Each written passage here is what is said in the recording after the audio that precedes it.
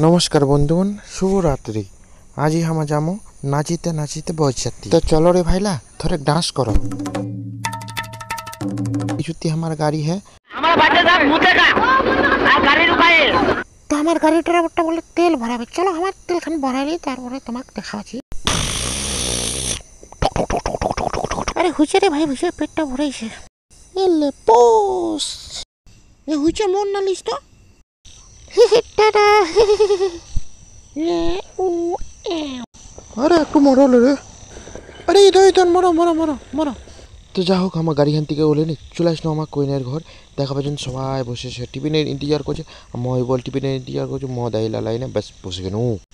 Tata tata দেখেছ না দুলা মিয়ারা কেন চরম মরম।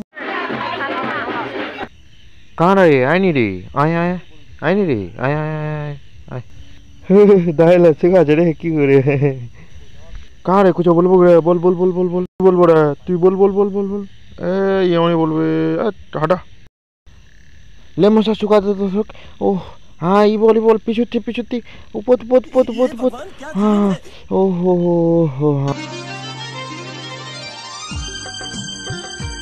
फाइनली हम आला जासी पूरा दान तान लोड कर लीजिए गाड़ी भाई की गो मोहार कोनो कहा नहीं तो ठीक है गाइस लो ठीक है बाय।